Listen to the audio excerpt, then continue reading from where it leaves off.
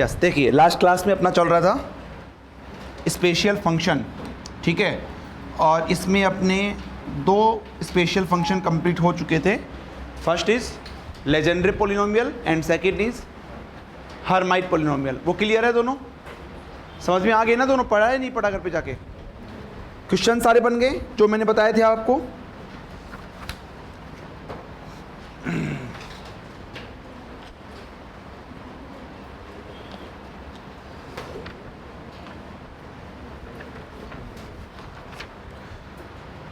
चलिए आगे चलें इसमें, या जो होमवर्क क्वेश्चन था वो बन गया क्या? सबसे होमवर्क क्वेश्चन जो दिया था बन गया?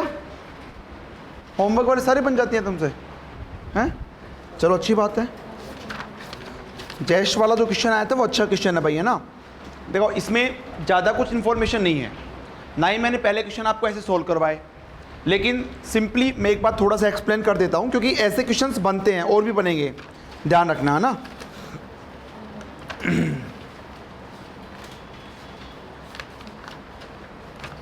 देखो आपके पास ये था ना कि वो for which of the following condition does integral, जो क्वेश्चन होमवर्क था आपके पास में वो कुछ ऐसे था, जैस्ट में पूछा हुआ था कि which of the following option या which of the following condition does integral 0 to 1 pmx pnx dx, ठीक है? ये आपके पास क्या करे? वैनिश करे for m is not equal to n। m is not equal to n के लिए ये वैनिश करना चाहिए। तो कौन सा कंडीशन है? ठीक है, ऑप्शन दे रखे हैं कि m की सभी वैल्यूज़ के लिए। ऑप्शन बी है m minus n is an odd integer. Option C है m minus n is a non zero even integer. Option D है n is equal to m+1। ऐसा ही है तुम्हारे पास। तो देखो अब ये तुम्हें पता है क्या है तुम्हारे पास, ये लेजेंडरी है, ठीक है, और ऐसी कंडीशन तुमने पढ़ी है pmx pnx dx, क्या होता है वो? ऑर्थोगोनल। तो उसमें लिमिट क्या होती है? -1 से +1। तो पहले इसको स्टैंडर्ड फॉर्म बनाओ, और वैनिश का मतलब होता है जीरो, चाहे लिख लेना, ठीक है? तो इसका स्टैंडर्ड फॉर्म बनाने के लिए क्या होगा? ये क्या होना चाहिए? इसका स्टैंडर्ड फॉर्म बनाने के लिए ये होना चाहिए इवन फंक्शन। अगर ये इवन फंक्शन होगा तो मैं क्या करूँगा? 1/2 -1 to +1 pmx pnx dx। भाई जब ये इवन होगा तो मैं 2 को बाहर ले सकता हूँ। 2 को बाहर लेंगे, 0 से 1 लिमिट कर दूंगा। 2 को बाहर लेंगे, 2 से 2 कैंसिल आउट हो जाएगा, तुम्हारे पास वापस ये बन जाएगा। ऐसा ही है ना तुम्हारे पास? कर सकता हूँ ऐसा में, लेकिन कंडीशन क्या है? ये तुम्हारे पास क्या होना चाहिए? इवन होना चाहिए, ठीक है? तो देखो ये तुम्हारे पास टोटल फंक्शन इवन होना चाहिए। अच्छा, टोटल फंक्शन इवन कब कब हो सकता है? जब दोनों क्या हो तुम्हारे पास? ओड ओड हो। भाई ये भी ओड होगा, ये भी ओड होगा, तो ओड ओड मल्टीप्लाई क्या होता है? इवन ही होता है। या फिर दोनों आपके पास क्या हो? इवन इवन हो, ठीक है? ऑड ओड का मतलब जैसे m बराबर मेरे पास हो गया 1 3 5, ये हो गया, और n बराबर भी क्या होगा? 1 3 5, ये होगा, ठीक है? इवन इवन का मतलब m बराबर 2 4 6 और n बराबर, ठीक? अच्छा, साफ साफ इसमें कह रहा होगा m is not equal to, m और n दोनों इक्वल नहीं होने चाहिए। अब मुझे बताओ कि ऑप्शन जो दे रखे हैं क्या m की सभी वैल्यूज़ के लिए वैलिड है क्या? जब n बराबर 1 है तो m बराबर 1 के लिए वैलिड रहेगा क्या? वो नहीं होगा ना, क्योंकि मेरे को साफ साफ ये कंडीशन दे रखा है, ठीक है ना? तो इसके लिए नहीं होगा तुम्हारे पास। m बराबर मैं यहाँ n बराबर 1 ले लूँ और m बराबर 2 ले लूँ तो क्या वैलिड रहेगा? नहीं होगा। इवन होना चाहिए, इवन के लिए दो कंडीशन को फॉलो करेगा, तो पहला ऑप्शन तो होगा नहीं। दूसरा option m minus n is an odd integer. m minus n करो, दिस माइनस दिस, तो 1 में से 1 तो घटाना मत, क्योंकि दोनों बराबर हो नहीं सकते हैं। तो 3 - 1 कितना हो गए? 2, 5 - 1 4, 5 - 3 2। इसका मतलब हमेशा क्या आ रहा है? इवन इंटीजर आ रहा है, ठीक है? ऐसे अगर मैं इसमें करूँगा तो 4 - 2 2, 6 - 4 2, तो ये भी क्या आ रहा है तुम्हारे पास में? इसका मतलब ये हो गया m minus n is non zero, zero भी नहीं होना चाहिए, वो इवन इंटीजर। इसके लिए तुम्हारे पास में ये वैनिश होगा। क्यों होगा वैनिश? क्योंकि मान लो अगर m बराबर मैं 3 ले लिया, n बराबर 1 ले लिया तो यहाँ क्या हो जाएगा P3 P1। और ऑर्थोगोनलिटी कंडीशन क्या बोलती है, अगर डेल्टा mn में m is not equal to n आता है तो इसकी वैल्यू कितनी होती है तुम्हारे पास, तो ये उस टाइम पे वैनिश होगा। इसका मतलब m minus n is n non zero even integer होना चाहिए। क्लियर है सबका? तो दोनों कंडीशन से तुम्हारे पास यही ऑप्शन मिलेगा, that means option C is the correct answer. ठीक है, तो अच्छा क्वेश्चन था। ऐसे क्वेश्चंस सेम ये नहीं बोल रहा मैं। अब देखो इस बार जैसे जो लाप्लास वाला क्वेश्चन आया था 5 मार्क्स का पीरियोडिक फंक्शन का, वो पहले गेट में पूछा हुआ है। पहले का मतलब कम से कम 8 से 10 साल पहले गेट में पूछा हुआ है वो। अब लगभग एज इट इज क्वेश्चन तुम्हारे पास रिपीट हो गया। ठीक है, तो ऐसे क्वेश्चन भी तुम्हारे पास रिपीट हो सकते हैं, ध्यान रखना, क्योंकि अच्छा क्वेश्चन है। इसमें तुम्हें ज़्यादा कुछ नहीं गिवन है, पहले तो मुझे इसकी ऑर्थोनॉर्मलिटी कंडीशन याद होनी चाहिए, फिर उसको वो बनाना पड़ेगा और उसके बाद में तुम्हारे पास में ऐसा आएगा। ठीक है, चलिए, तो हर्माइट तक हो गया था और आई होप यहाँ तक आप लोगों को प्रॉब्लम नहीं होगी। ठीक है, नेक्स्ट लिखिए इसके अंदर लागेर पॉलिनोमियल।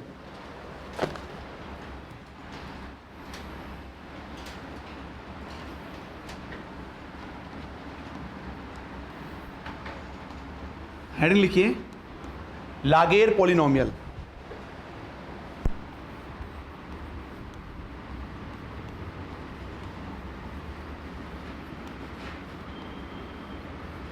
लागेर पॉलिनोमियल। ठीक है, दो कंप्लीट हो चुके थे, लेजेंड्रे और हर्माइट, और क्वेश्चन आने के 99% चांसेस उन दोनों में से ही है। ठीक है, ये इतने इंपॉर्टेंट नहीं है। ठीक है, इसलिए अपन डायरेक्टली यहाँ पे जो फॉर्मूलाज हैं, जैसे जनरेटिंग फंक्शन क्या होता है, स्टैंडर्ड फॉर्म क्या होता है, ऑर्थोनॉर्मलिटी कंडीशन क्या होती है, वो अपन देखेंगे मेनली। तो लिख लो इसके अंदर, the standard form of the differential equation is given by the standard form of differential equation is given by लिख लो x D two Y upon में D X square plus 1 minus X D Y upon D x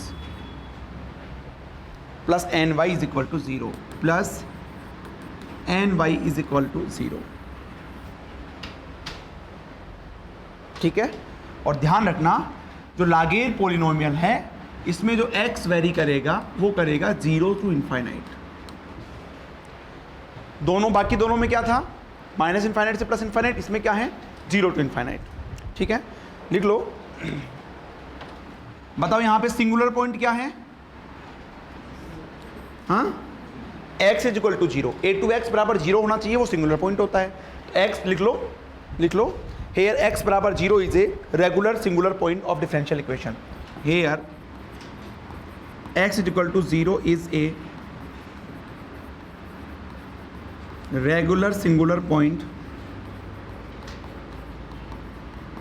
of differential equation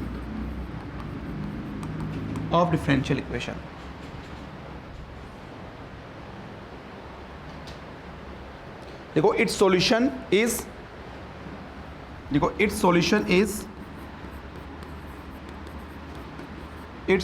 is Laguerre polynomial of order n,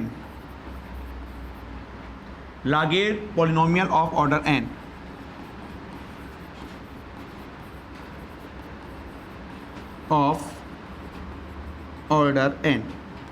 Laguerre polynomial of order n। ठीक है, तो लिख लो ln x। अब इसका polynomial लिख रहा हूं तो बाकी दो का दिमाग में होना चाहिए। सबसे पहले लेजेंड्री का क्या होता है, 1 अपॉन 2 की power n factorial n D N upon D X की power n X square minus 1 to the power n। उसके बाद में मैं बात करूंगा किसका, हर्माइट का क्या होता है, minus 1 to the power n e to the power x square n बार differentiate e to the power minus x square. तो वो चीज़ें याद होनी चाहिए। ऐसे ऑर्थोनॉर्मलिटी कंडीशन आती है तो तुम्हारा दिमाग दौड़ना चाहिए पिछले दो में, ठीक है ना, जिससे चीज़ें टाइम पे रिवाइज होती रहेंगी तुम्हारी। भाई घर पे तो तुम रिवाइज कर रही हो, क्लास में भी तुम्हारा रिवाइज हो जाएगा। तो लिखो ln x is equal to e to the power x upon में factorial n dn upon dx की पावर n dx की पावर n x की power n e to the power minus x e to the power minus x, ठीक है। और ये जो 1 upon factorial n है, इसको अलग पेन से एक सर्किल दिखा के डिनोट कर लो। रिमेंबर, ठीक है। लिख लो इसमें 1 upon factorial n, 1 upon factorial n can be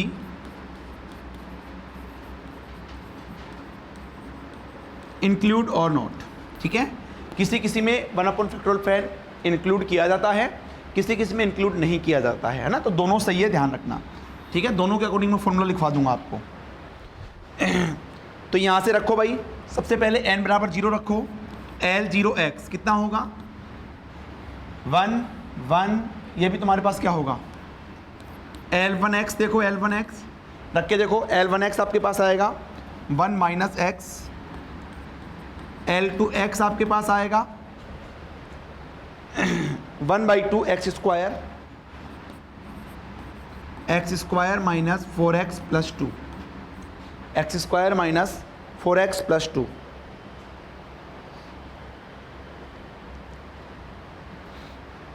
ठीक है। इसका ग्राफ बना सकते हो, सब लोग बना सकते हो इनके ग्राफ।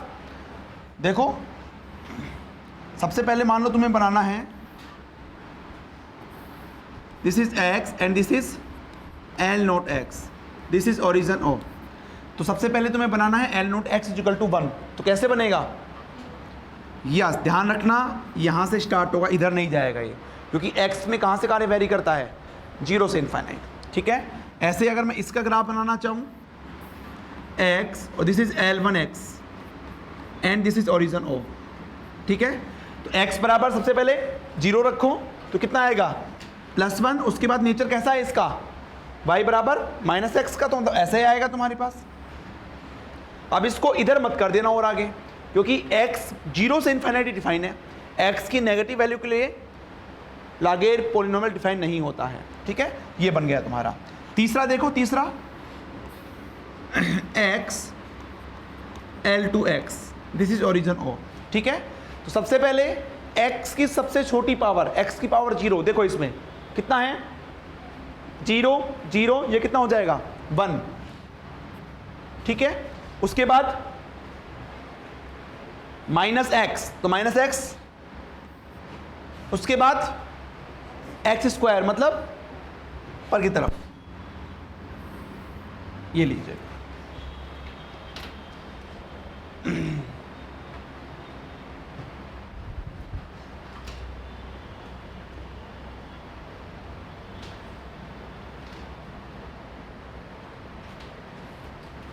ठीक, सबसे पहली चीज देखो इधर जल्दी से, इसमें कोई नोड है, नोड है कोई इसमें नहीं है ना, बोलो तो। इसमें एक नोड है, इसमें 2 नोड है, मतलब 2 वाले में 2 नोड, 1 वाले में 1 नोड, 0 में 0, तो इसका मतलब n में कितने नोड होंगे, n नोड। तो लिख लो इसकी 1 2 2 3 प्रॉपर्टीज ये है, लिख लो properties,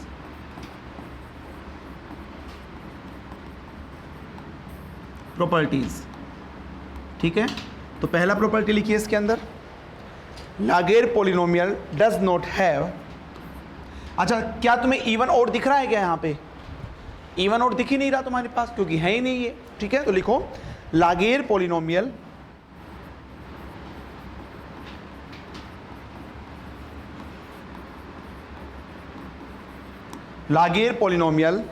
does not have a definite parity, does not have a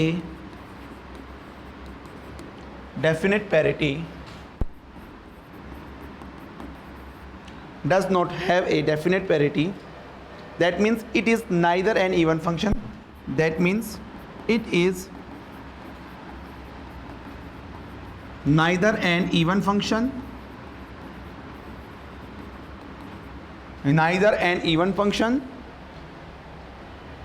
nor an odd function,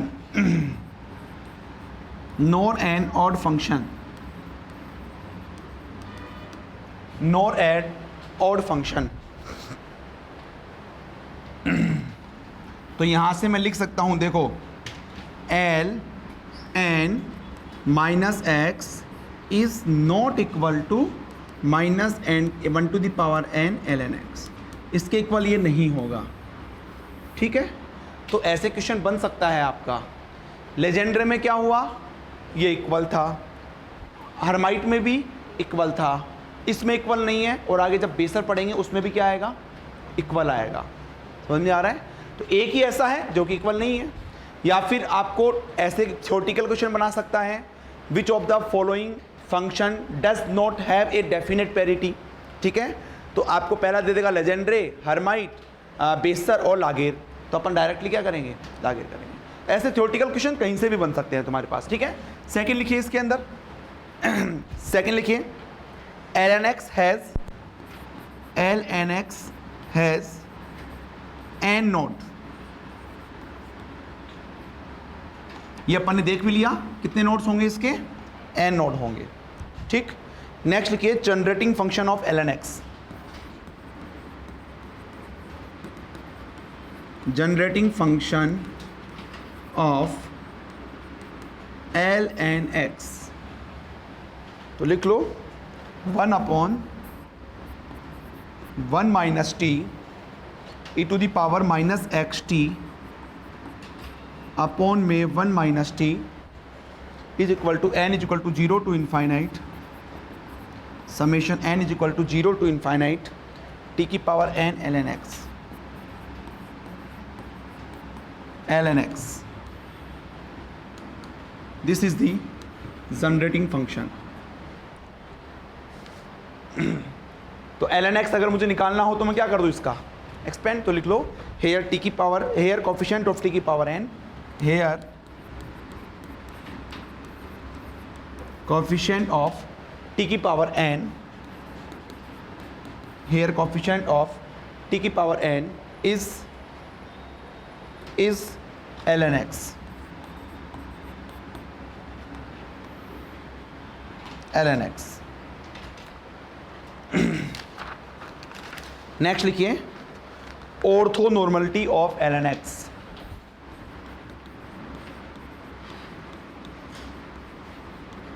ऑर्थोनॉर्मलिटी of ln x, orthonormality of ln x लिख लो e to the power minus x square, limit कितनी लगेगी इसमें,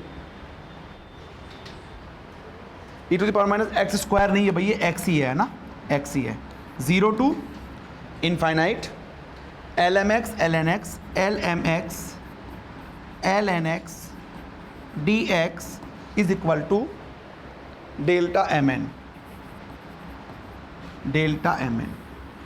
this is the orthogonality condition, याद रखना, remember.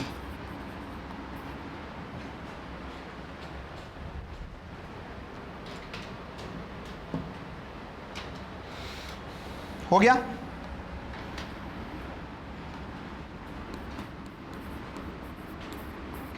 Note करके लिखेंगे, लिखिए when 1 upon factorial n is not included, when 1 upon factorial n is not included, 1 upon factorial n is not included, उस case में क्या हो जाएगा भाई, सबसे पहली चीज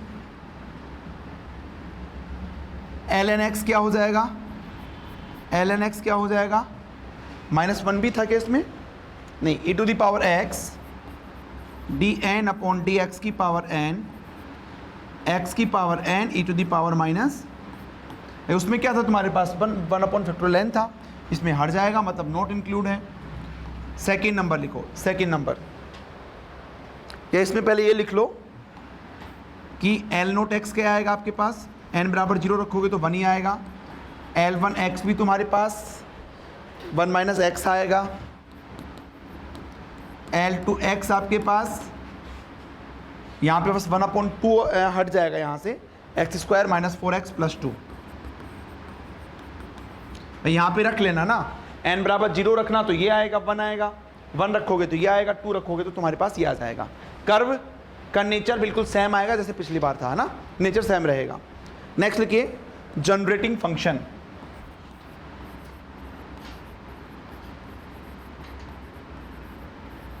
जनरेटिंग फंक्शन, तो इसमें लिख लो 1/1 minus T 1/1 minus T E to the power minus X T upon में 1 minus T 1 minus T N बराबर 0 to infinite summation N is equal to 0 to infinite T की power N L N X. ऐसा तो उसमें था, इसमें क्या आ जाएगा और फैक्टोरियल एन।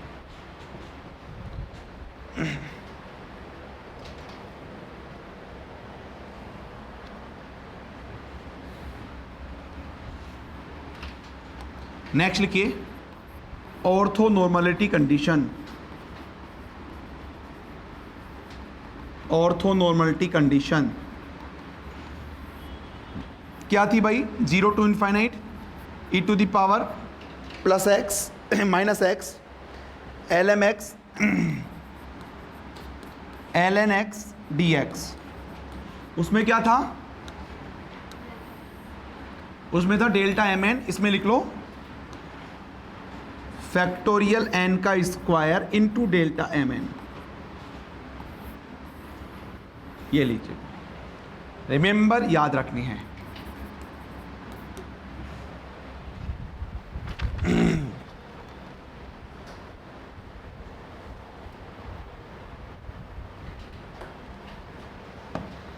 अब देखो वैसे ठीक है, आप याद रखेंगे, बाकी देखो क्वेश्चन कैसे आते हैं। देखो इधर पहली बात तो यहां से आने के चांसेस कम है, और आएंगे तो इस टाइप के आएंगे। लिखो if 1/1 minus T E to the power minus X T upon में 1 minus T is equal to N बराबर 0 टू इनफाइनाइट एन बराबर 0 टू इनफाइनाइट टी की power N L N X, T की power N L N x.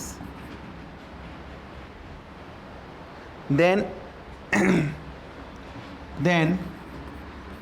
ln dash 0 will be option A 0 1 n minus n।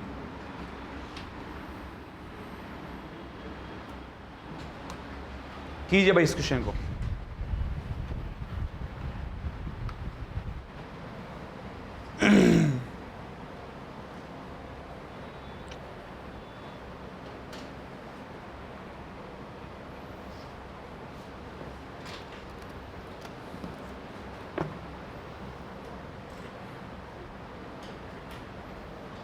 अब इसमें कुछ भी आपको याद थोड़ी रखना है। इस क्वेश्चन में आपको जनरेटिंग फंक्शन दे दिया और एल एन डैश 0 आपसे पूछ रहा है, तो जनरेटिंग फंक्शन तो अपन आराम से निकाल सकते हैं ना ये सारी चीज़ें, ठीक है। तो देखो सबसे पहले बताओ एल एन डैश आपको कब मिलेगा? जब दोनों तरफ क्या करूंगा मैं? डिफ्रेंशिएट करूंगा। तो differentiate with respect to x, तो क्या हो जाएगा यहाँ पे? ये ऐसे के ऐसे रहेगा, इसका हो जाएगा E to the power minus X T upon में 1 माइनस टी, और एक्स के रेस्पेक्ट में कितना हो जाएगा? माइनस टी अपॉन, यही होगा क्या? उसके बाद इज इक्वल टू एन बराबर 0 से इनफाइनाइट टी की power N L n dash x. देखो यहाँ पे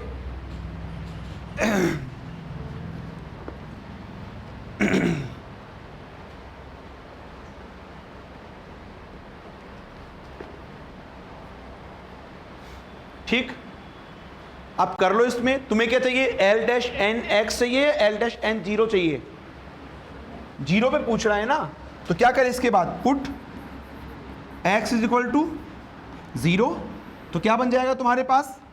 क्या बन जाएगा ये बन जाएगा देखो माइनस टी 1 माइनस टी की पावर -2, यहाँ x बराबर 0 करेंगे तो ये 1 हो जाएगा तुम्हारे पास, ठीक, इज इक्वल टू क्या हुआ, कुछ गड़बड़ हुई है, कहाँ पे डबल डैश, क्वेश्चन में नहीं वो डैश ही है, डबल डैश कई बार क्या है पता लग रहा है मैं यहाँ लिख रहा हूँ उठ के वो यहाँ पे आ जाता है ना, तो इसलिए ln डैश 0 ही है वो तुम्हारे पास। डबल डैश है तो एक बार और डिफ्रेंशिएट कर लेना भाई, तुम्हें अगर डबल डैश निकालना तो एक बार और डिफ्रेंशिएट हो जाएगा, लेकिन वो लेंथी चला जाएगा, इधर तुम्हारे पास लेंथी तो ज़्यादा नहीं होगा तुम्हारे पास, बस एक्सपेंशन तुम्हें करना पड़ेगा, ठीक है ना। देखो इधर x बराबर 0 रख दिया मैंने तो कितना हो जाएगा, समेशन n बराबर 0 टू इनफाइनाइट t की पावर n, यहाँ क्या हो जाएगा ln डैश, यही तुमसे पूछा है, ठीक है, यही तुमसे पूछा है। अब क्या करूँ, इसको एक्सपेंड कर दूँ और t की पावर n का कोफिशिएंट देख लूँ, तो करो एक्सपेंड करके सोल्व करो इसको जल्दी से।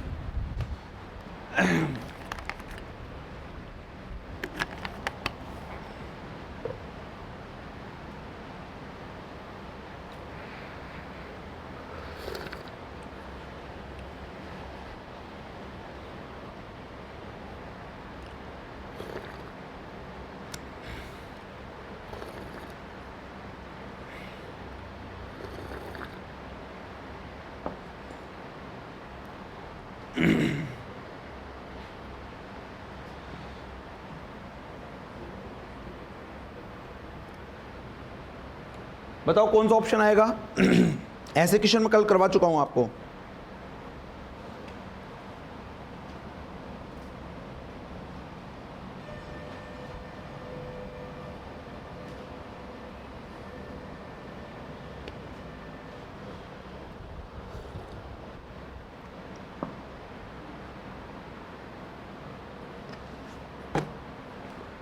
क्या श्यामश्री हो जो ऑप्शन ए बता रहे हैं, ऐसे कैसे हो सकता है भाई।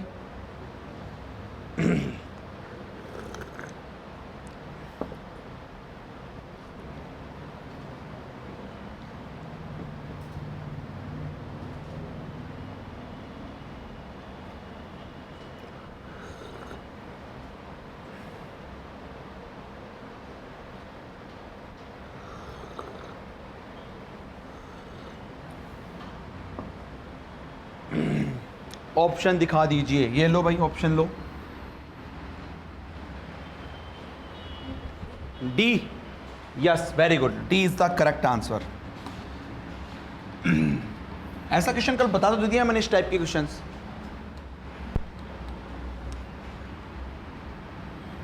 यस बिल्कुल D is the correct answer.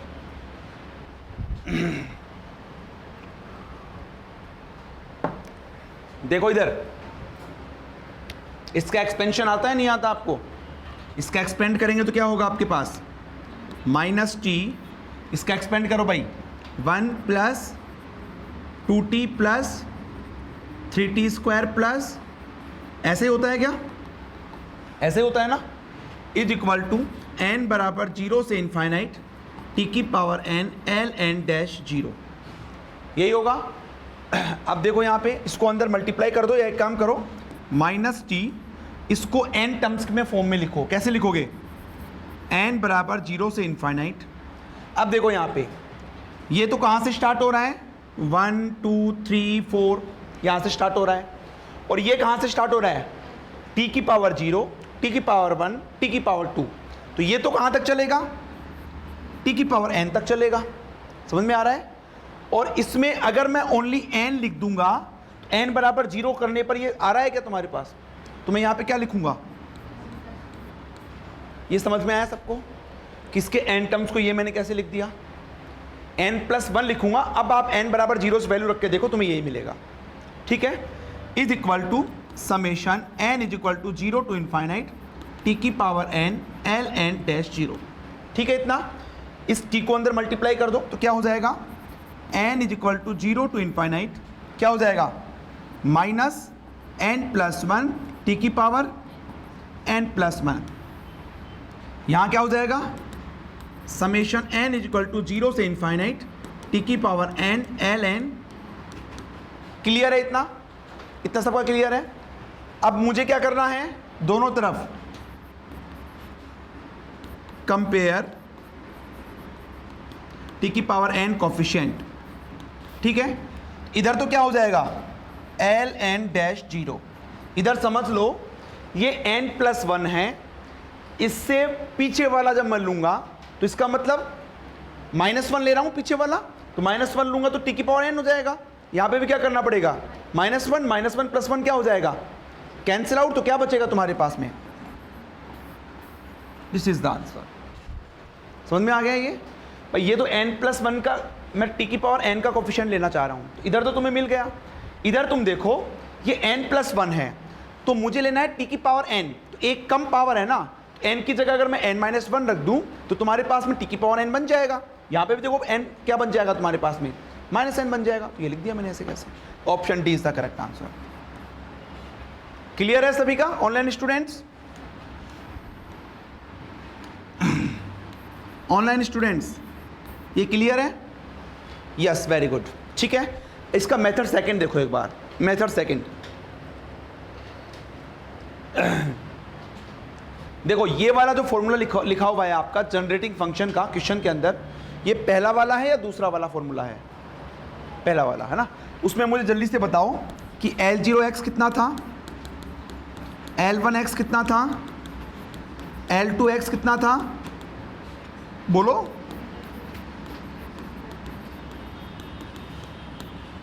यही है। अच्छा, अगर मैं यहाँ पे L0 डैश एक्स करूँगा तो कितना हो जाएगा, यहाँ पे L1 डैश एक्स करूँगा तो कितना हो जाएगा, यहाँ पे L2 डैश एक्स करूँगा तो कितना हो जाएगा, बोलो। हाँ कितना हो जाएगा, 1/2 2x माइनस 4, और भी टर्म लिख सकते हैं अपन, ठीक है। अब L0 डैश x बराबर 0 रखो, ये 0 आएगा, यहाँ पे भी तुम्हारे पास 1 आ जाएगा, लेकिन जब यहाँ पे रखेंगे तो तुम्हारे पास कितना आएगा भाई, देखो यहाँ पे रखेंगे तो 0 रखो तो कितना आएगा, -2। ऐसे ही आप जब L3 डैश 0 रखेंगे तो कितना आएगा, वो -3 आएगा। एक और लिख लेना उससे, ठीक है। ऐसे ही 4 का लिखोगे तो क्या आएगा, -4 आएगा। सिमिलरली Ln डैश 0 लिखोगे तो आपके पास कितना आएगा, तो हम डायरेक्टली ऐसे भी अप्रोच कर सकते हैं। अगर हमें 2 3 4 वैल्यू याद है तो हम ऐसे अप्रोच कर सकते हैं, नोट कर लो इसको। L1x आपके पास 1 - x था भाई, है ना, बोला नहीं किसी ने, दिस इज ये 1 - x था, है ना। और इसमें जब एक बार डिफरेंशिएट करेंगे तो कितना आएगा, -1, और यहाँ पे जब मैं 0 रखूँगा तो कितना आएगा तुम्हारे पास, तो L1 का -1, L2 का -2, L3 का करोगे तो -3, तो Ln डैश 0 कितना आएगा तुम्हारे पास, -n।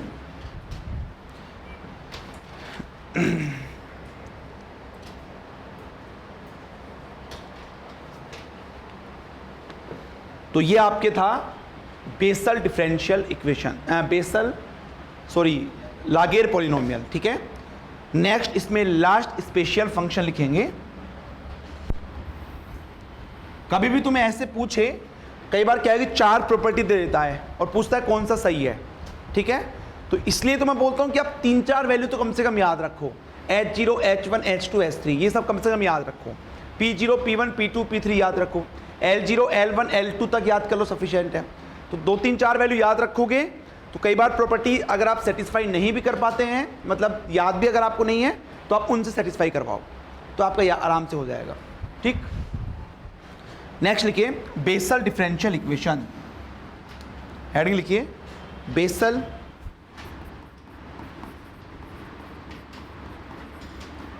Differential equation, Bessel differential equation. This is the last special function, लिख लो the standard form of Bessel differential equation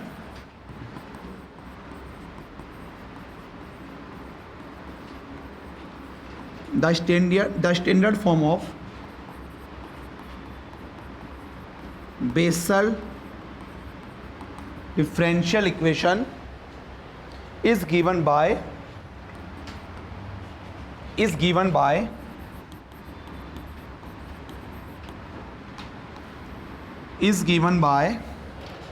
लिख लो X square D two Y upon D X square plus X D Y upon D X plus X square minus N square Y is equal to 0। Remember, याद रखना है ये।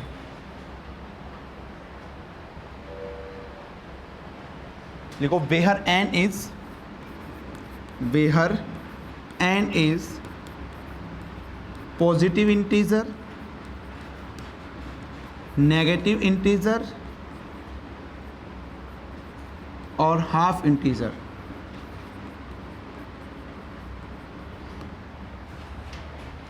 कुछ नहीं पता कैसे भी क्वेश्चन पूछ सकता है।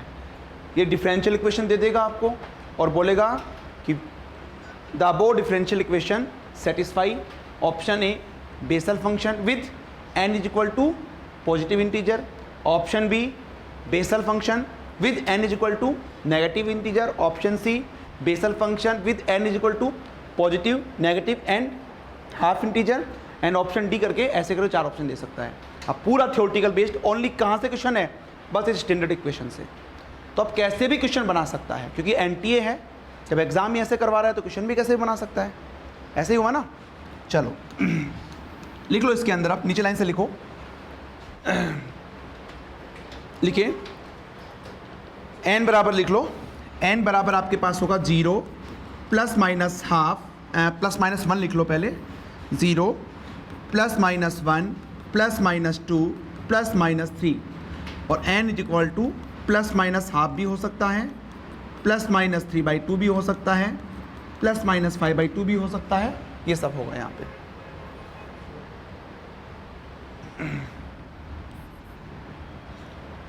यस, यहाँ जो अच्छा इसका सिंगुलर पॉइंट क्या है? 0। इसका मतलब x बराबर 0 यहाँ पे क्या है? रेगुलर सिंगुलर पॉइंट है। लिख लो x बराबर 0 is a regular singular point of differential equation. Regular singular point of a differential equation,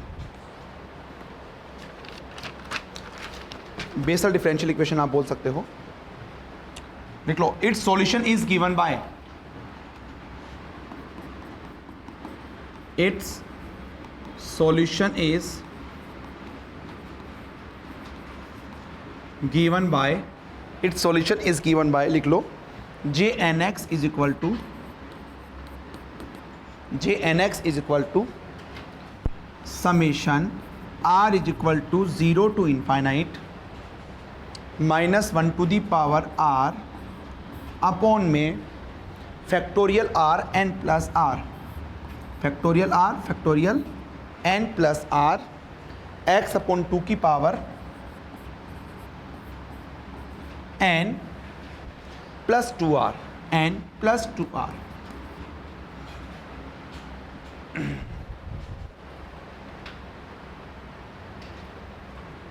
ठीक है। अब देखो यहां पे ये कहां तक वेरी कर रहा है? ये इनफाइनाइट तक। तो मैं इसको पॉलिनोमियल नहीं बोल सकता। अभी तक अपन ने जितने भी पढ़े हैं वो इनफाइनाइट तक वेरी नहीं करता है। ठीक है। जैसे मैं लिखता हूं h1x, तो h1x आपके पास कितना होता है? h1x क्या होता है? 2x। p1x क्या होता है? x होता है। h2x कितना होता है? 4x² - 2। p2x कितना होता है तुम्हारे पास में? कितना होता है p2x? 1/2 3x² - 1। तो वो फाइनाइट वैल्यू आ रही है। बट यहाँ पे अगर मैं n बराबर 0 रखता हूँ या 1 रखता हूँ तो तुम्हारे पास कहाँ तक वैल्यू जाएगी? इनफाइनाइट तक वैल्यू जाएगी। देखो यहाँ पे, क्योंकि r आ रहा है इसके अंदर, और r क्या है तुम्हारे पास? 0 से इनफाइनाइट। तो अगर मैं किसी एक फंक्शन की वैल्यू निकालता हूँ वो कहाँ तक जाती है तुम्हारे पास? इनफाइनाइट तक। तो इसलिए ये पॉलिनोमियल नहीं है, ये एक सीरीज है। तो लिख लो नीचे लाइन से, JNX is a Bessel function, JNX is a Bessel function, Bessel function of order n, of order n. We cannot call it polynomial. We cannot call it polynomial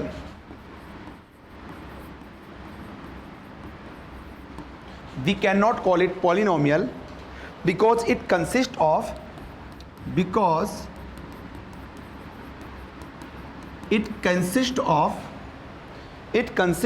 infinite terms in series. Infinite terms in series. Infinite terms in series. ठीक है, अगर मैं fix एक polynomial की value भी, मतलब एक की वैल्यू भी, जैसे j1x भी निकालना चाहूंगा तो n की वैल्यू तो तुमने फिक्स कर दी, लेकिन r तो वेरी कर रही है ना इनफाइनाइट तक, तो ये एक सीरीज बनता है तुम्हारे पास में. ठीक है, लिखो now put n is equal to 0. Now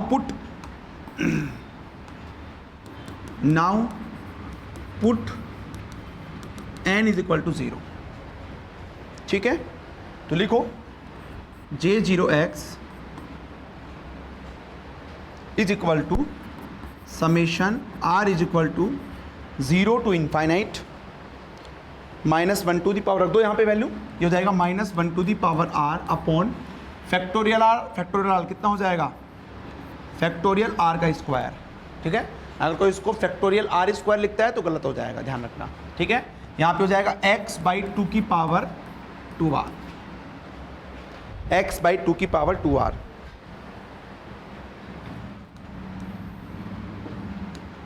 लिखो ऑन एक्सपेंडिंग दिस,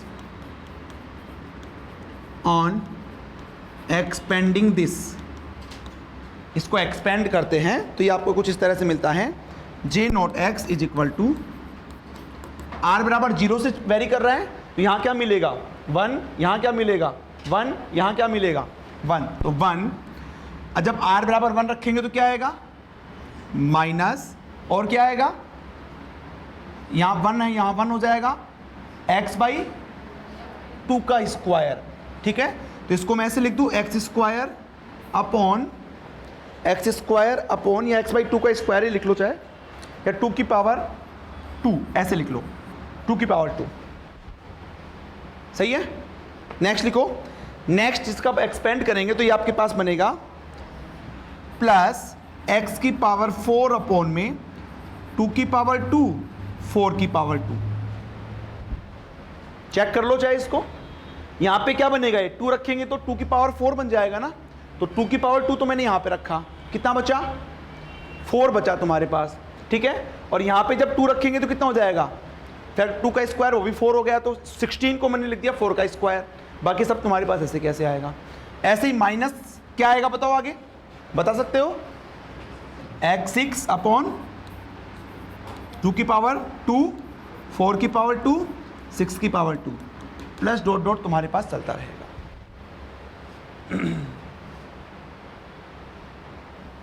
क्लियर है ये?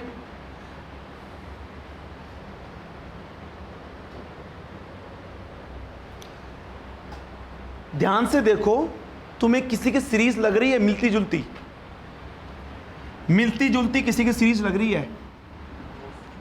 हाँ, कोस की 1 माइनस x² अपॉन, अगर मैं यहाँ पे फैक्टोरियल 2 लिख दूँ इसको, प्लस x4 अपॉन फैक्टोरियल 4 आ सकता है ना यहाँ से. ऐसे ही माइनस x6 अपॉन फैक्टोरियल, लेकिन बस कुछ एक्स्ट्रा वैल्यूज़ आ रही है तुम्हारे पास, नीचे एक्स्ट्रा वैल्यूज़ आ रही है, तो इसका मतलब ये एक तरह से कोस वाली सीरीज़ होगी. ठीक है, बट अब सीधी सी बात है, यहाँ पे नीचे कुछ डिवाइड हो रहा है तो इसकी आगे वैल्यू क्या होती जाएगी? कम होती जाएगी. तो इनका जो एम्पलीट्यूड है वो आपके पास में डिक्रीजिंग ऑर्डर के अंदर होगा. बाकी किसकी तरह बिहेव करेगा? ये कोस सीरीज की तरह. समझ में आया नहीं आया? भाई ये डैम्प होता जाएगा ना आगे, क्योंकि यहाँ पे तुम्हारे पास x4 अपॉन फैक्टोरियल 4 होता है, लेकिन कुछ एक्स्ट्रा वैल्यू आ रही है नीचे, तो उसका एम्पलीट्यूड डिक्रीज हो जाएगा. यहाँ पे देखो x6 अपॉन फैक्टोरियल 6 होता है, लेकिन फैक्टोरियल 6 को सोल्व करो और इसको सोल्व करो, यहाँ पे कुछ एक्स्ट्रा वैल्यू आ रही है. जब वैल्यू डिवाइड हो रही है तो सीधी सी बात है उसका एम्पलीट्यूड क्या होगा तुम्हारे पास? डिक्रीज होता जाएगा. ठीक है, तो एक आगे पढ़ेंगे अपन ऑसिलेशन एंड वेव भी पढ़ेंगे, तो उसमें पढ़ेंगे डैम्प्ड ऑसिलेटर, मतलब वो डैम्पिंग की तरह बिहेव करेगा, उसका एम्पलीट्यूड जो है वो डिक्रीज होता जाएगा. ठीक है, तो लिख लो इसमें नीचे लाइन से, this is the Bessel function of order 0. This is Bessel function of order 0. This is the Bessel function of order 0. इसमें किसी को कंफ्यूजन हो तो बताओ मुझे. और ये आप याद रखना, एक दो वैल्यू याद रखोगे तो सारी याद हो जाएंगी. देखो, now Bessel function of order 1. Now Bessel function of order 1. Bessel function of order 1. ठीक है, तो लिख लो n बराबर कितना पुट कर दूंगा मैं, 1 पुट कर दो एक बार, +1, तो ये हो जाएगा j1x इक्वल टू x/2. जब फंक्शन में 1 रख के देखो तो तुम्हारे पास पहली वैल्यू x/2 ही आएगा, माइनस x³ अपॉन में 2 का स्क्वायर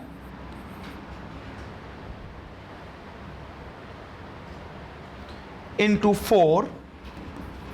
देखो आगे कोई बता सकता है क्या वैल्यू आएगी, प्लस x5 अपॉन में 2 का स्क्वायर 4 का स्क्वायर 6. ऐसे ही आगे x7 अपॉन 2 का स्क्वायर 4 का स्क्वायर 6 का स्क्वायर 8. ये तुम्हारे पास वैल्यू चलती रहेंगी. किस टाइप की सीरीज लग रही है, साइन टाइप की, लेकिन उसमें x³ अपॉन फैक्टोरियल 3 आता है, x5 अपॉन फैक्टोरियल 5 आता है, स्टार्टिंग में x आता है, कुछ डिवाइड हो रहा है एक्स्ट्रा, उसका भी एम्पलीट्यूड धीरे धीरे क्या होगा तुम्हारे पास में, डिक्रीज होगा. लिख लो, लिख लो नीचे लाइन से,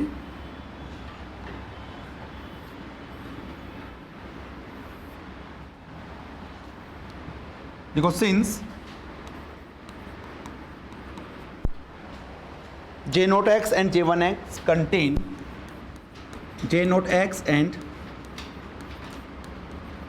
J1x contain sin x और cosec सीरीज, sin x और cosec सीरीज और cos x series, sin x और cos x series. So they have oscillatory nature. So they have oscillatory nature. Oscillatory nature.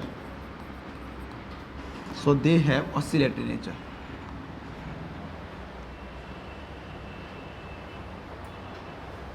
नीचे line से लिखो,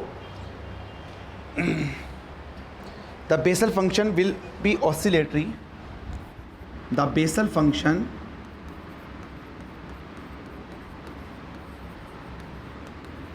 will be oscillatory. Will be oscillatory मतलब oscillate करेगा, क्योंकि sign और कोस दोनों ऑसिलेट करते हैं. In nature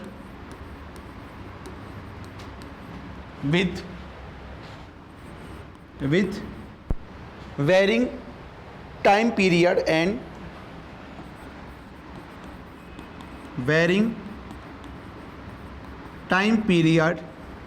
and oscillatory nature and decaying amplitude या decreasing amplitude. वो तो अपन ने ऑलरेडी देख लिया, उसका एम्पलीट्यूड तुम्हारे पास में डिक्रीज होता रहता है. नेचर साइन कोस की तरह होगा.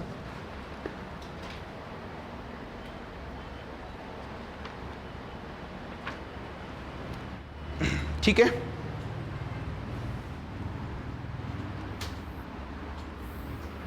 ये बना लीजिएगा. This is x, this is jnx, यहाँ पे लिख देता हूँ मैं. ठीक है, ये बना लो. देखो, सबसे पहले अगर मैं J0x का बनाना चाहूँ तो उसका नेचर कैसा है, कोस का. कोस 0 से स्टार्ट होता है या फिर ऊपर 1 से स्टार्ट होता है, 1 से. देख लो, चाहे उसमें 1 भी आ रहा होगा तुम्हारे पास स्टार्टिंग के अंदर. तो ये तुम्हारे पास देखो यहाँ से स्टार्ट होगा और इसका एम्पलीट्यूड डिकेइंग नेचर का होगा. मतलब एम्पलीट्यूड आगे आगे क्या होगा तुम्हारे पास में, डीके होता जाएगा तुम्हारे पास.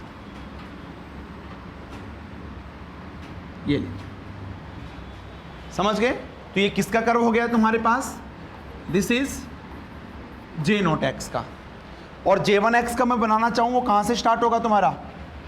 J1x 0 से स्टार्ट होगा ना, साइन की तरह नेचर होगा इसका, तो 0 से स्टार्ट कर दो।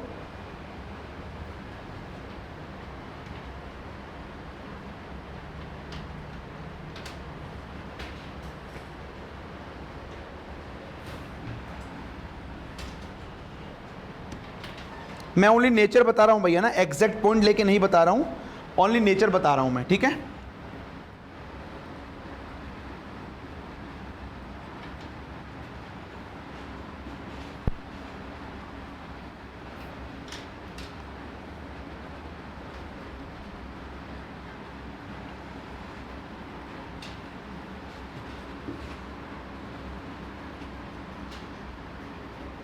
कुछ इस तरह से होगा तुम्हारे पास। मतलब मैं नेचर बता रहा हूँ, पहले बोल रहा हूँ, मैं ये नहीं बोल रहा कि उसके मैं एग्जैक्ट पॉइंट लेके बता रहा हूँ कि सर आपने यहाँ पे इसमें 0 पहले हो जाएगा, इसमें बाद में होगा, वो सब नहीं, ओनली नेचर देख रहे हैं अपन, ठीक है? This graph is J1x। तो ये पूछा हुआ है CSIR नेट के अंदर 2013 के अंदर, देखना उसमें पूछा हुआ है 2013 के अंदर। आपको एक ग्राफ दे दिया, शायद J0x टाइप का दिया था ना, ये वाला पूछा हुआ था। तो ये पूछा हुआ था कि ये किसका ग्राफ है, एक्सपोनेंशियल का ग्राफ है, बेसल फंक्शन का ग्राफ है, ऐसे करके 4 ऑप्शन थे। तो ये किसका ग्राफ है तुम्हारे पास में? बेसल फंक्शन का।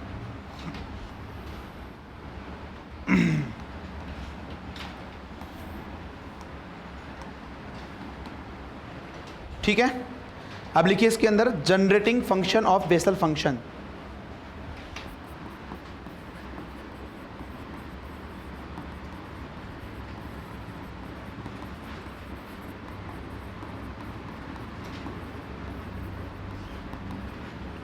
Generating function of the Bessel function लिखो, e to the power x by 2,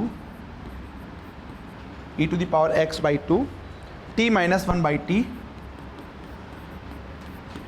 t minus 1 by t is equal to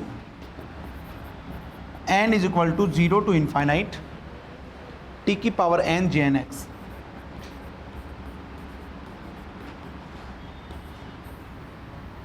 अगर आपको ये याद है तो आप J0 भी निकाल सकते हो, J1 भी निकाल सकते हो, J2 भी निकाल सकते हो, सब निकाल सकते हो।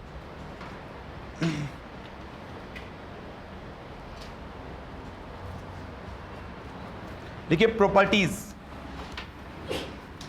लिखिए properties.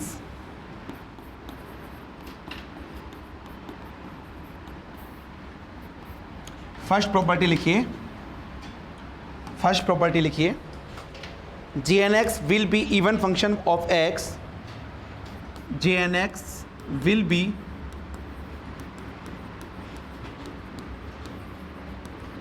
even function of x if x is even integer, if x is even integer, ध्यान रखना मैं even integer बोल रहा हूँ, even integer and odd function of x if x is odd integer, x is odd integer। ठीक है, था ना तुम्हारे पास?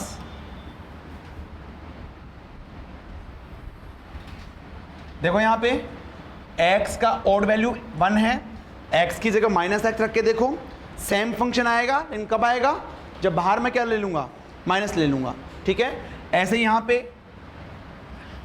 J0x तुम्हारे पास जो था ये रहा, J0x में x की जगह -x रख के देखो तो तुम्हारे पास क्या आएगा? ये सेम आएगा। तो इवन वैल्यू के लिए, n की इवन वैल्यू के लिए x एक मतलब Jnx एक इवन फंक्शन होता है x का, और ऑड वैल्यू के लिए ऑड फंक्शन होता है।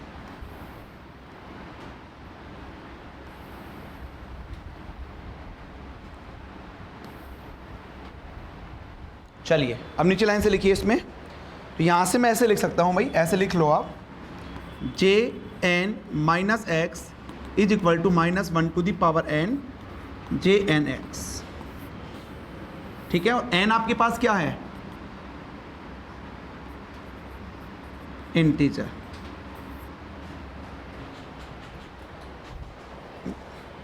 सेकेंड प्रॉपर्टी लिखिए, सेकंड प्रॉपर्टी, अब देखो n की वैल्यू माइनस भी पॉसिबल है यहाँ पे, ठीक है। तो मैं क्या लिख रहा हूँ यहाँ पे, ध्यान से देखना, j माइनस एक्स, ठीक है, लिख लो j minus x is equal to -1 to the power n j n x।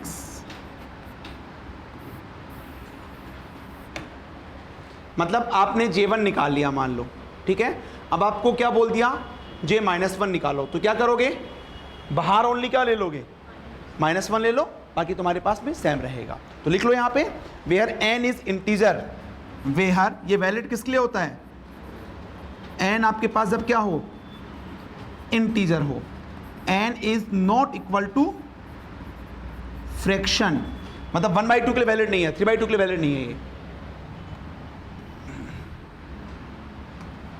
तीसरा प्रॉपर्टी लिखिए या एग्जाम्पल लिख लो इसका, एग्जाम्पल लिखना चाहो तो लिख लो। जैसे मान लो j माइनस 2x निकाल रहे हो आप, है ना, j माइनस 2x ये आप निकाल रहे हो, तो ये आपके पास क्या आएगा भाई, बोलो, j2x, क्योंकि -1 का स्क्वायर +1 ही हो जाएगा। ऐसे ही अगर आप j माइनस 3x निकाल रहे हो तो ये आपके पास क्या हो जाएगा, -j3x। तो जो j3 होगा उसमें बाहर माइनस ले लो, तो आपके पास में j माइनस 3 बन जाएगा। तीसरा पॉइंट लिखिए, थर्ड पॉइंट लिखिए, d upon dx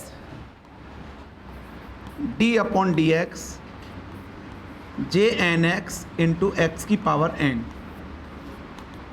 jnx into X की power n is equal to X की power n j n minus 1 into X, ठीक है। तो डायरेक्टली प्रॉपर्टी से पूछ सकते हैं, ध्यान रखना, ठीक है, क्योंकि पहली प्रॉपर्टी भी याद हो जाएगी कि इवन होगा जब n की वैल्यू इवन होगा, ओड होगा जब n की वैल्यू ओड होगी, तो वो तो हो जाएगा। दूसरा भी तुम्हें याद हो जाएगा। तीसरा ध्यान रखना, प्रॉपर्टी से क्वेश्चन आ सकता है। चौथा लिखिए d अपॉन dx x की पावर -n jnx, x की पावर एक तो +n है और एक -n है, तो ये हो जाएगा -x की पावर -n j n -1 की जगह n+1। ये नोट कर लीजिए भाई।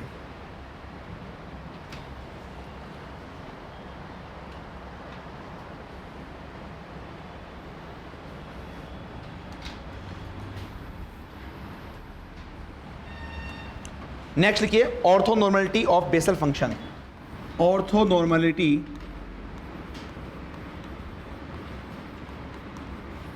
Of Bessel function,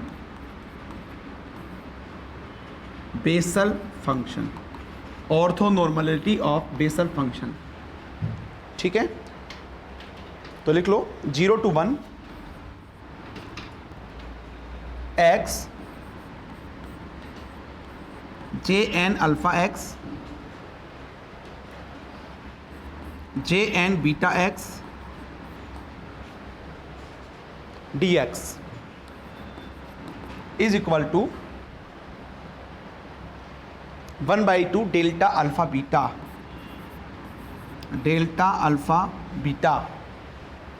jn+1 alpha jn+1 alpha और इस पूरे का स्क्वायर।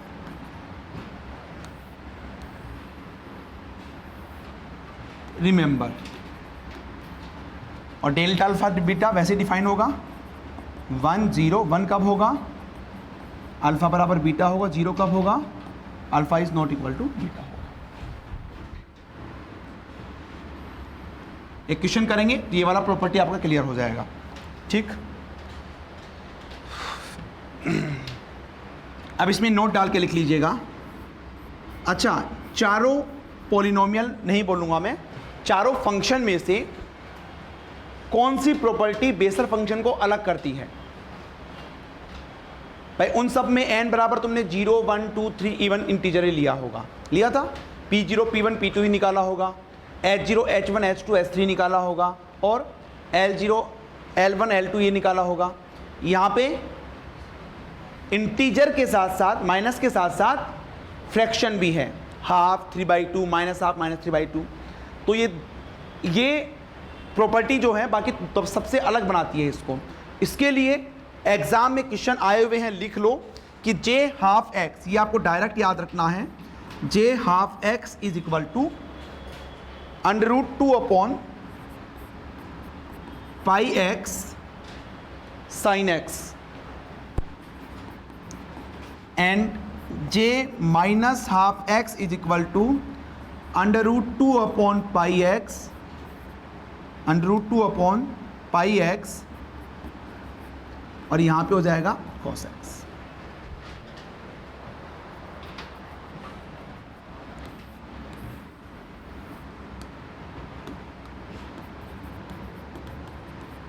बार्क में पूछा हुआ है, असिस्टेंट प्रोफेसर में पूछा हुआ है, ठीक है। तो ये डायरेक्टली वैल्यू आपको याद रखनी है। अब वो 3/2 5/2 का भी नहीं पूछेगा, ठीक है ना। वो पूछेगा तो बिल्कुल कम वैल्यू है, मतलब कि हाफ या माइनस हाफ तक ही पूछेगा। एक क्वेश्चन लिखिए, एक क्वेश्चन लिखेंगे, find the value of the following integral, find value of following integral, value of following integral I is equal to 0 to 1 x minus x cube by 4 plus x 5 upon 64। ये चलता रहेगा और यहाँ पे लिख लो 1 माइनस 2x की square, 1 minus 2x का square divided by 4 plus 2x का 4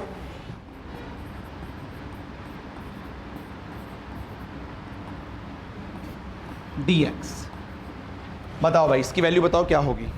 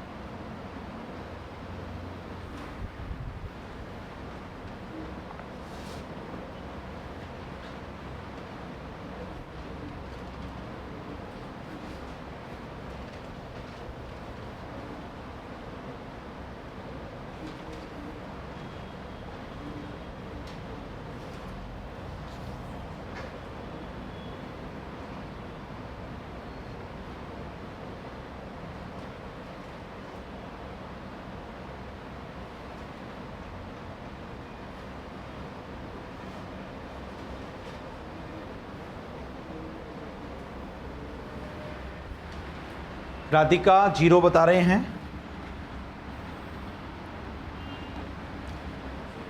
0 क्यों? यस, देखो इधर, इसको मैं ऐसे लिख दूं 0 to 1, इसमें से क्या कॉमन ले लूं, x कॉमन ले लूं, तो क्या आएगा 1 minus x square by 4 plus x की पावर 4 अपॉन में चलता रहेगा तुम्हारे पास, और ये तो तुम्हारे पास सेम ऐसे ही रहेगा dx। ध्यान से देखो, क्या ये आपके पास ये पूरा j0x बन रहा है, नहीं बन रहा। 1 माइनस एक्स स्क्वायर अपॉन 2 का स्क्वायर प्लस x 4 अपॉन 2 का स्क्वायर 4 का स्क्वायर, तो 64 बन जाएगा ना तुम्हारे पास में। फिर ऐसे तुम्हारे पास तो ये j0x बन गया, और ये क्या बन रहा है j02x, ये बन रहा है तुम्हारे पास j02x dx, ठीक है। तो यहाँ पे अल्फा बराबर कितना है, यहाँ बीटा बराबर कितना है तुम्हारे पास, समझ में आ रहा है भाई। जे नोट अल्फा एक्स जे नोट बीटा एक्स लिखा था ऐसे, फॉर्मूला लिखा होगा ना। देखो ऑर्थो नॉर्मलिटी कंडीशन ये आपके पास लिखी है यहाँ पे साफ साफ कि J n alpha x J n beta x is equal to this, ये होती है, ठीक है। अब यहाँ पे तुम्हारे पास जे नोट एक्स आ रहा है, मतलब अल्फा बराबर 1, जे नोट 2x आ रहा है, इसका मतलब बीटा बराबर 2। जब अल्फा और बीटा दोनों बराबर नहीं होती है तो उसकी वैल्यू क्या होती है, 0 होती है ना। तो यहां से तुम्हारे पास क्या हो जाएगा भाई, ये 1 2, मतलब यहां पे alpha is not equal to beta आ रहा है। So from orthonormality condition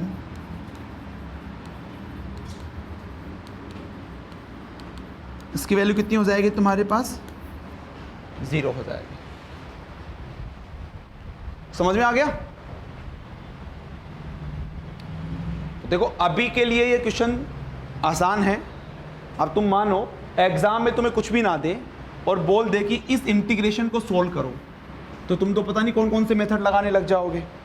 समझ में आ रहा है, क्योंकि एकदम से स्पेशल फंक्शन के बारे में कुछ बोल नहीं रहा तो कैसे करें, ठीक है। तो वो जस्ट थोड़ा सा क्या होता है, हम लिमिट देख के पहचान सकते हैं, है ना। तो वो थोड़ा सा दिमाग में रखना पड़ेगा ना तुम्हें। अब ऐसा क्वेश्चन आता है तुम कभी भी स्पेशल फंक्शन में जाओगे ही नहीं, ठीक है ना। अब यहाँ तो क्यों गए, क्योंकि सीधी सी बात है, अभी बेसल पढ़ाया, बेसल के बाद में क्वेश्चन करवाया, तो कहीं ना कहीं स्पेशल फंक्शन से क्वेश्चन होगा।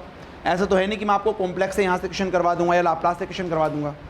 समझ में आ रहा है। तो ये थोड़ी सी चीज़ें तुम्हें ध्यान रखनी पड़ेगी, है ना। इसका कोई ऑप्शन नहीं है, बस यही है कि आप इसमें इंटीग्रेशन की लिमिट इतनी है और ये इनफाइनाइट सीरीज़ तुम्हारे पास बन रही है, तो मैं सोच सकता हूँ कि ये बेसल बन सकता है, तो इस तरह से तुम्हारे पास सोल्व हो जाएगा, ठीक है। इस तरह से आपका जो स्पेशल फंक्शन वाला पार्ट था वो फिनिश हो चुका है। इसमें मैं पहले ही बता चुका हूँ 2 टॉपिक मोस्ट इंपॉर्टेंट हैं, लेजेंड्रे और हर्माइट। बाकी सबका आप ऑर्थोनॉर्मलिटी कंडीशन और कुछ कुछ प्रॉपर्टीज़ आप देख लेना, ठीक है। स्टैंडर्ड फॉर्म सबका याद होना चाहिए, और एक जो फॉर्मूला है पॉलिनोमियल वाला फॉर्मूला वो सबको याद होना चाहिए लागेर के लिए, क्योंकि बेसल के तो पॉलिनोमियल होता ही नहीं है, ये तो सीरीज़ होती है। इसमें तो आप क्या याद रखोगे, एक तो ग्राफ याद कर लेना, एक मैंने लिखवाया जे हाफ एक्स और जे माइनस हाफ एक्स, एक में प्लस वाले में साइन आता है और माइनस वाले में कॉस आता है, वो याद कर लेना। वो याद तभी होंगे आप बार बार रिवाइज करोगे, ठीक है। आप सोचो कि सर मैं आज आपने पढ़ाया, कल आपने पढ़ लिया, आपको याद है, और आप चाहो कि 6 महीने तक ये याद रहे, कभी नहीं रह सकता। आप उसको बार बार रिवाइज करोगे तभी याद होगा। और एक भी एग्जाम नहीं बचेगा जबकि यहाँ से क्वेश्चन ना आए। नेट में भी आता है, गेट में भी आता है, जेस्ट में भी आता है, बार्क में भी आता है और TFR में भी आता है, चेक कर लेना आप, सभी एग्जाम से पूछे हुए हैं, ठीक है। तो अभी अपन 10 मिनट बाद में कॉम्प्लेक्स एनालिसिस स्टार्ट करेंगे, ठीक है। फिर बीच में मैं गैप नहीं दूंगा, है ना। तो लगभग 10 से 15 मिनट का गैप है, उसके बाद में अपन कॉम्प्लेक्स एनालिसिस मैथमेटिकल फिजिक्स में ही स्टार्ट करेंगे, ठीक है।